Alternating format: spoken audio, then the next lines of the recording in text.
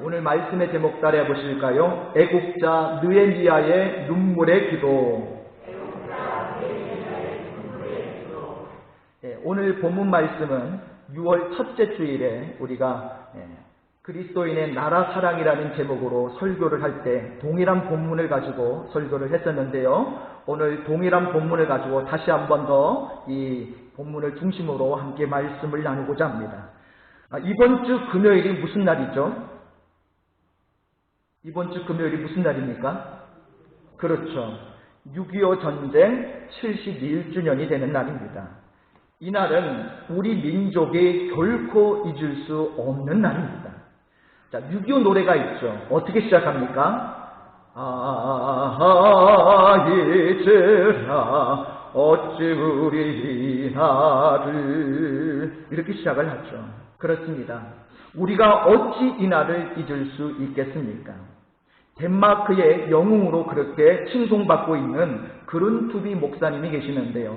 이분이 덴마크가 그 전쟁의 폐허 속에 자원도 없고 돌자갈밭 투성이었던 그 나라를 살리기 위해서 하나님을 사랑하자, 나라를 사랑하자, 땅을 사랑하자라는 표를 가지고 국민의 정신을 개혁한 결과, 여러분 잘 알다시피 덴마크는 오늘날 지상낙원이라고 할 만큼 잘 사는 나라가 되었습니다. 그런데 그 나라 젊은이들은 지금도 호화로운 파티에 들어갈 때 먼저 선조들이 굶주리며 고생했던 것을 잊지 않기 위해서 어떻게 하느냐? 먼저 이 까만 보리빵과 그리고 냉수를 먹고 나서 파티장에 들어가서 좋은 음식을 먹으며 즐겁게 논다라고 합니다. 대단히 중요한 의식이라고 봅니다. 과거에 고생하던 때를 쉽게 잊어버리는 백성은 과거보다 더 심한 고난을 당할 수 있기 때문이죠. 이들아 어찌 우리 이날을, 그렇습니다. 우리가 어찌 이날을 잊을 수 있겠습니까? 그런데 많은 사람들이 그날을 잊고 살아가고 있습니다. 예전에 이 6.25 전쟁을 맞아서 행정안전부가 조사를 한 적이 있습니다. 6.25가 언제 발발했느냐, 이 발발 연도를 묻는 질문에 청소년 중에 58%, 성인 중에 36.9%가 이거를 몰랐다라고 답변을 한 거예요. 북한이 6.25를 일으켰다라는 것도 청소년은 36%, 성인은 20%가 몰랐다고 답변을 했습니다. 또 다른 조사에서는 서울에 있는 초등학교 학생 35%가 6.25를 북한이 아니라 대한민국이 일으켰다라고 그렇게 답변을 하기도 했다고 합니다. 북한은 6.25가 북침이라고 그렇게 주장을 하죠. 우리 안에서도 6.25가 내전이라는 주장도 나오기도 했었고요. 미 궁정 탓으로 돌리는 그런 사람들도 있습니다. 그러나 여러분, 분명한 사실이 뭐예요? 6.25는 명명백백한 남침이다라는 겁니다. 71년 전에 대한민국은 풍전등화의 위기 상황이었습니다. 전쟁으로 인해 한반도는 생명의 땅이 아닌 죽음의 땅이었습니다. 출애굽 후에 이스라엘 백성들 역시 진멸의 위기에 처한 적이 있었죠. 하나님 앞에서 금송아지를 만들어서 숭배하는 큰 죄를 범했기 때문입니다. 하나님은 그런 이스라엘 백성들을 진멸하겠다고 하셨고, 이에 모세는 하나님 앞에 나아가서 탄식하면서 이스라엘 백성들의 용서를 구했습니다. 모든 것이 자신의 책임이라고 하면서 간절히 기도했죠.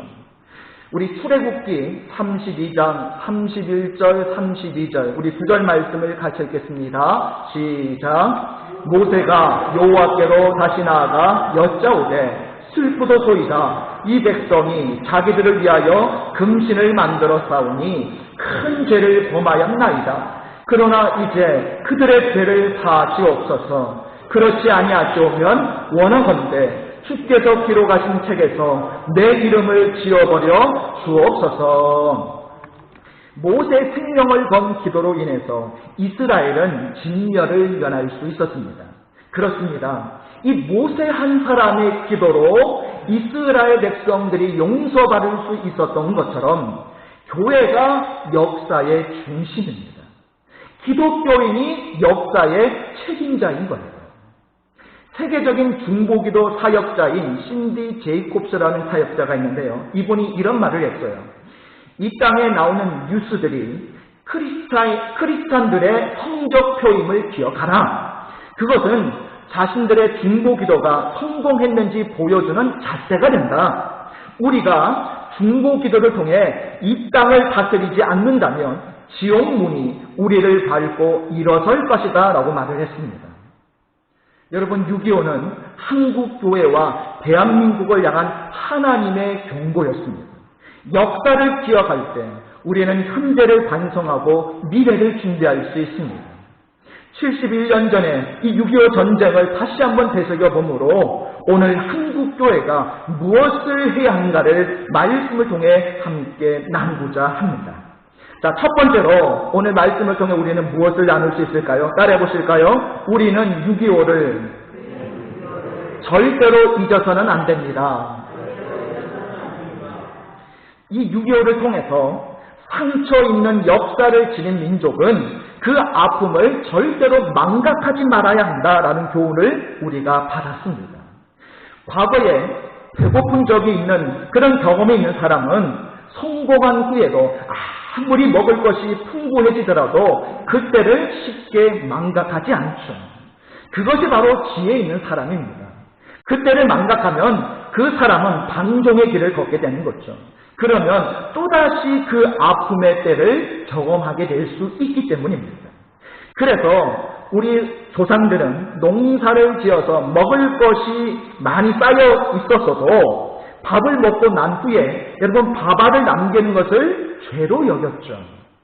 젊은 며느리들이 설거지를 하다가 이 밥알을 하수구에 버리기라도 하는 날이면 난리가 났습니다. 과거에 일시 고난을 당하는 것은 반드시 나쁜 것만은 아닙니다. 그래서 우리의 선조들은 초년 고생은 사서도 한다라고 하면서 이를 선하게 해석했죠. 고생은 사람들에게 한때 아픔도 주고 고됨도 주지만 어떤 면에서는 그 고생을 통해서 일생을 살아가는데 아주 좋은 경험이 되기도 하죠. 그래서 시편 기자가 뭐라고 고백합니까? 고난당한 것이 내게 유익이라. 그로 인하여 내가 주의 율례를 배우게 되었나이다 라고 고백을 합니다. 주후 70년에 로마가 이스라엘을 멸망시키고 점령해버리죠. 자, 그러고 나서 이 로마는 그 정복 기념으로 로마시에 개선문을 세웁니다. 또 한 가지 그 승리를 기념하기 위해서 로마는 기념주화를 발행을 하게 돼요. 그때 발행된 이 기념주화에 어떤 글귀가 쓰여 있었냐면 유데아 데비크라라는 글을 새겨 넣었는데 이 유데아 데비크라라는 말의 뜻이 뭐냐면 우리가 유대인을 부수었다라는 뜻을 가지고 있습니다. 그리고 그 글귀 옆에 로마 병정을 세워놓고 그 병정의 발 앞에 어떤 유대 여인이 무릎을 꿇고 있는 그림이 그 동전에 들어가 있습니다. 자, 거기에 서 있는 이 로마 병정의 손에는 바로 승리의 단술병이 들려 있고요. 유대인 여인의 손에는 패배의 승장이 들려져 있는 그런 그림이 들어가 있어요. 그때 유대는 더 이상 회복이 불가능할 만큼 산산이 깨어지고 무너져 있었습니다. 그리고 로마는 영원히 그 나라를 지배하고 이 세상 위에 군림할 줄 알았습니다. 그래서 정복자는 단술병을 들고 서 있었고 패배자는 실패의 승잔을 들고 이 정복자 발 앞에서 수치스러운 모습으로 무릎을 꿇고 엎드려 있었던 거죠. 그런데 그 후 2000년이 지난 오늘 그 로마는 어떻습니까? 하나의 문화유적으로만 남아있고 그때 패배의 승잔을 들고 무릎을 꿇었던 이 유대인들은 오늘 전 세계적으로 가장 우수한 민족으로 뛰어나게 살아가고 있습니다. 여러분, 그건 우리 민족도 마찬가지죠. 우리 한민족은 대단한 민족입니다. 6.25 이후에 우리 민족이 이루어낸 이 놀라운 발전은 유대 민족을 능가하는 발전을 이루어냈죠. 참 놀라운 기적입니다. 이 기적의 원천이 무엇일까요? 그것은 과거에 당했던 그 아픔의 역사가 기반이 되어준 것입니다. 그것이 우리 민족에게 자생력을 길러주었고 인내력을 길러주고 개척 정신을 길러주었던 거죠. 그래서 이 고난의 아픔의 역사를 지닌 민족은 과거의 역사를 잊지 말아야 합니다. 그것이 지혜 있는 민족인 거죠. 그런 의미에서 우리는 그 당시 6.25를 다시 상고해 볼 필요가 있습니다. 71년 전에 대한민국은 분열에 휩싸여 있었습니다. 정치 지도자들의 수만큼 국론이 분열되어 있었습니다. 해방 직후에 미 군정청 설치, 신탁 통치 문제, 친일파 처리, 상해 임시정부 요인들에 대한 대우 문제, 또 남한 내 단독 정부 수립, 이와 같은 큰 문제들이 산적해 있었어요. 그런데 지도자들은 이념과 사상에 따라서 갈라져 있었습니다. 민족주의, 공산주의, 자본주의가 서로 옳다고 싸우고 있었습니다. 친미와 반미, 또 친탁과 반탁이 치열하게 대립을 하고 있었습니다. 그 분열의 틈을 타서 북한은 이 무장공개를 침투를 시키죠. 일명 빨치산이라고 하는 그 무장공개를 통해서 전복 활동을 지원을 했었습니다. 곳곳에서 파업과 폭동과 반란이 일어났죠. 지도자를 자처하는 사람들은 많았지만 당시에 이런 혼란을 잠재우고 정말로 민족을 바른 길로 이끌 지도력은 없었습니다. 국가가 이렇게 혼란스러우면 교회라도 바로 서야 했었는데, 그런데 안타깝게도 한국교회도 분열의 역사를 써나가고 있었습니다. 해방과 함께 이 신사참배 문제가 불거져서 남과 북이 쪼개지기도 전에 먼저 교회가 쪼개지게 되었습니다. 한국교회는 회개해야 합니다. 입술로는 하나를 외쳤지만 현실에서는 본이 되지를 못했습니다. 어찌 보면 이 6.25는 한국교회를 향한 하나님의 심판입니다. 국론 분열보다 더 무서운 것이 바로 교회 분열이죠. 주님의 몸된 교회는 하나 되어야 합니다. 교회가 하나 될 때 한반도도 하나 될 줄 믿습니다. 여러분, 다른 날도 아닌 주일 새벽에 북한은 남침을 감행하게 됐죠. 1950년 6월 25일 주일 새벽 4시에 남침을 감행했습니다. 선전포고도 없었습니다. 겉으로는 평화협정을 제의하고 있었습니다. 남북통일 최고입법회의를 서울에서 열자고 제의하고 있었습니다. 남북국회에 의한 통일정부 수립을 제의했습니다. 그런 제의에 우리 대한민국의 지도자들은 그 말만 믿고 안심하고 있었습니다. 비상경계령이 해제되어서 국군의 3분의 1이 외출 중이었고, 그 당시 우리나라는 대공포, 또 자주포, 전투기 같은 무기도 없었습니다. 북한은 소련제 탱크를 앞세워 무차별로 공격했습니다. 결국 전쟁이 발발한 지 3일 만에 서울이 점령을 당하고 7월 20일에는 대전까지 후퇴했습니다. 그때 그날 이 대한민국은 북한 병력의 2분의 1도 채 되지 않았습니다. 국방경비대가 막 갖춰지기 시작할 때였고, 중앙미군은 이미 1년 전에 철수한 그런 상태였죠. 소련 때문에 유엔연합군의 참전도 불가능해 보였습니다. 그러나 하나님은 불가능을 가능케 하시는 분이신 줄 믿습니다. 전쟁 발발 하루 만에 안보리에서 이 북한 철수 촉구 결의안이 채택이 되고 3일 만에 유엔군의 참전 결의안이 채택이 된 거예요. 7월 중순까지 총 52개국이 결의안에 지지를 하게 되고요. 즉각적으로 21개국으로 구성된 이 유엔연합군이 파병됩니다. 그 당시 외교력이 강하지도 않았던 대한민국이 하나님의 도우심으로 희망을 갖게 된 거죠. 이 유엔연합군 중에 가장 많은 군인을 보낸 나라가 어느 나라인 줄 아십니까? 바로 미국이에요. 참전을 먼저 결의하고 주도한 미군은 총 62,812명의 인명피해를 입었습니다. 그 후에도 1960년까지 약 21억 달러를 원조해 주기도 했죠. 우리의 아픔만 기억하지 말고 이 모든 나라의 도움을 기억해야 합니다. 그들의 희생을 헛되게 하지 말아야 합니다. 전체 유엔군 인명 피해만 무려 16만 명입니다.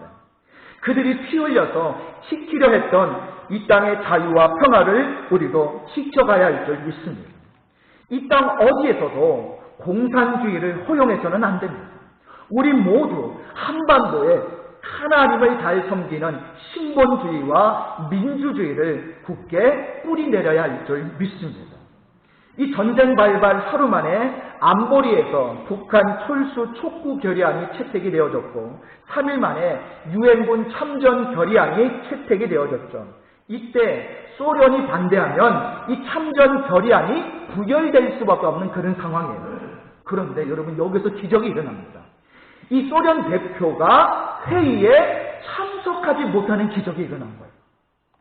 더 놀라운 기적은 낙동강 전선을 지킨 거예요. 당시 이 낙동강 전선이 무너지면 전쟁은 완전히 끝나게 되는 그런 상황에 놓이게 된 겁니다. 낙동강 전선에서 수많은 학도병들이 총알바지로 희생을 당하면서 무려 55일 동안이나 밀고 밀리는 이 치열한 전투가 계속 진행되고 있었어요. 그런데 이렇게 위태하던 이 낙동강 전선을 지킨 것은 바로 뭐였느냐? 기도의 힘이었다라는 사실이에요. 연합군은 불리한 상황이었고 설상가상으로 이 낙동강의 날씨는 B-29 폭격기가 뜰 수 없는 악천후가 계속 이어지고 있었어요. 그때 네가드 장군이 이승만 대통령에게 기도회를 요청을 합니다.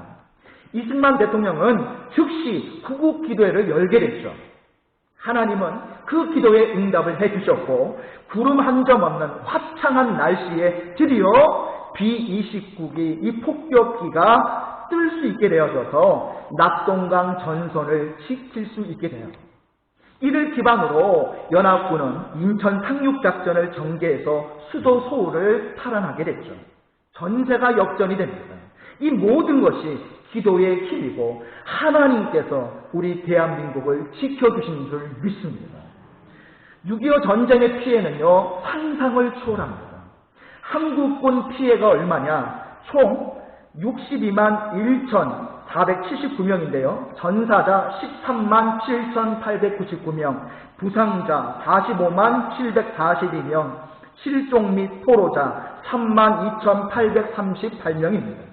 유엔군 피해는 총 15만 4,881명인데요. 전사자가 4만 670명, 부상자 10만 4,280명, 실종 및 포로자 9,931명입니다. 민간인 피해도 결코 적지 않습니다.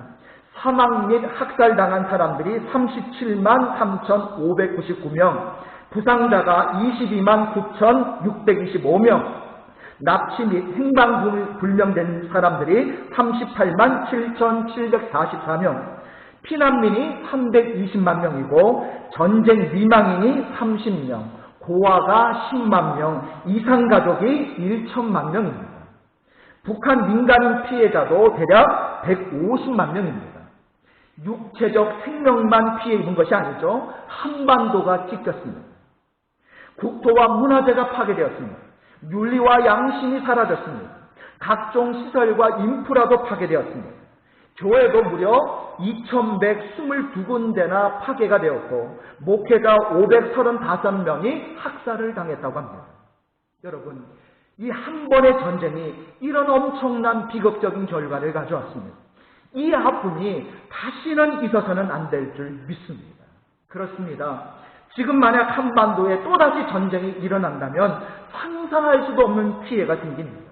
그러므로 우리 모두 깨어 기도해서 이 나라를 살리는 그런 믿음의 의인들이 되시기를 바랍니다. 예방주사를 맞은 지 오래되면 약효가 없어서 예방효과가 없는 것과 같이 공산주의를 체험한 이 전후 세대들이 사라져가고 있고 이 공산주의 사상을 잘 모르는 세대에서는 오히려 북한과 공산주의를 동경하고 이 땅의 친북 세력이 점점 많아지고 있다는 것은 대한민국 건국 이래 최대의 위기라고 할 수 있습니다. 성경적으로 볼 때 공산주의는 악의 영이라고 할 수 있죠. 왜냐하면 이 공산주의 사상은요, 하나님을 부정하기 때문입니다. 공산주의는 하나님을 부정하고 인권을 부정하고 무자비한 살생과 계급 투쟁의 혁명을 주장하고 있습니다. 저들은 자기들의 주장을 따르지 않으면 곧바로 반동으로 처단합니다. 그리고 자기들의 주장을 비판하면 반역자로 그렇게 처단을 하죠. 공산주의 종주국인 소련이 붕괴되면서 시장 경제 체제를 그들이 받아들인 것은 이 공산주의는 선을 가장한 악한 사상임이 증명되었기 때문이었습니다. 공산주의 국가는 모두 비참하게 망하는 것을 보면서도 한국의 젊은이들은 어찌하여 다른 나라에서 폐기 처분한 이 공산주의에 물들어가고 있는가? 정말 심각한 문제가 아닐 수 없습니다. 우리 믿음의 백성들은 공산주의 사상이 틀렸음을 가르쳐 주어야 합니다. 그러므로 공산주의가 어떻다는 것을 잘 깨닫고 또 후손들에게 잘 가르쳐야 제2의 유교를 막을 수가 있는 것입니다. 비록 아픈 과거지만 그러나 6.25라는 과거를 잊지 않고 그 아픔을 교훈 삼아 다시는 이 땅에 전쟁이 일어나지 않도록 나라와 민족을 지켜나가는 여러분 되시기를 바랍니다. 자, 마지막 두 번째입니다. 우리 한번 따라해 보실까요? 우리도 애국자 느헤미야의 눈물의 기도를 배워야 합니다. 자, 오늘 본문을 보면 느헤미야의 눈물이 나오죠.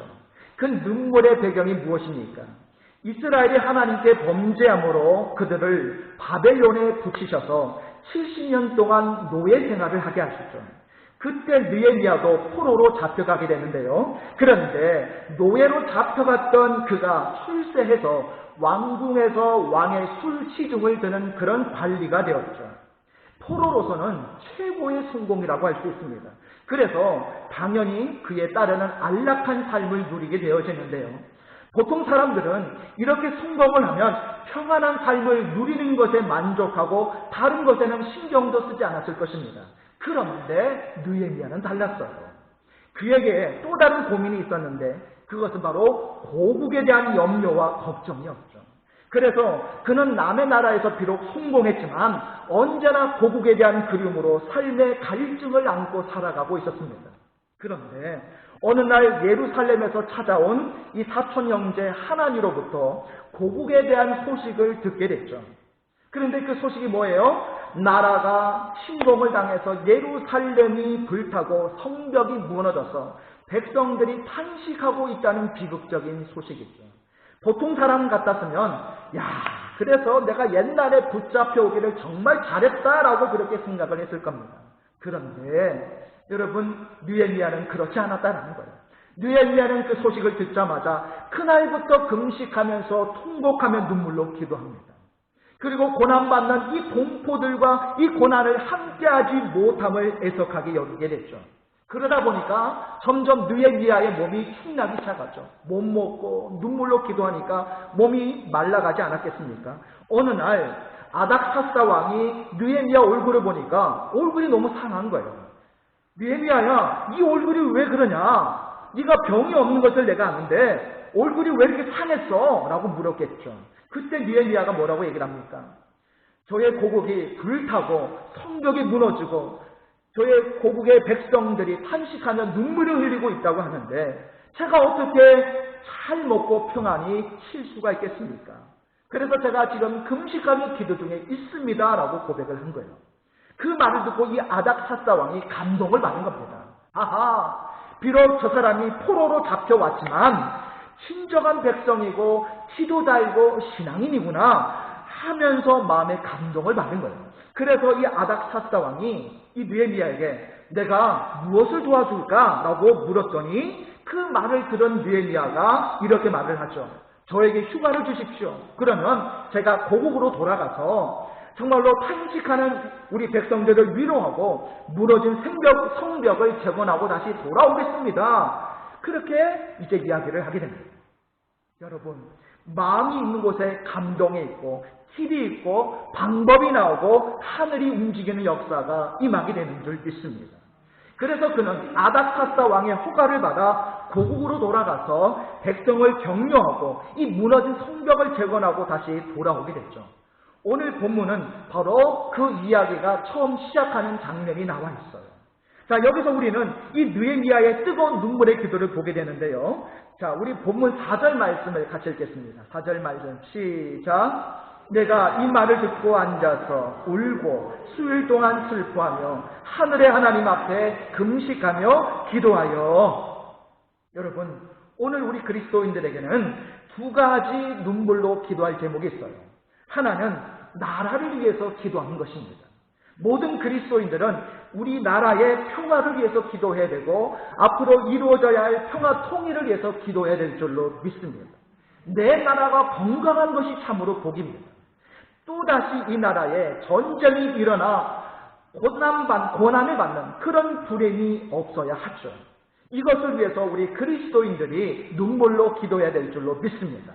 또 하나의 기도의 제목이 뭡니까? 이 민족이 구원받고 복음화되기 위해서 기도해야 될 줄로 믿습니다.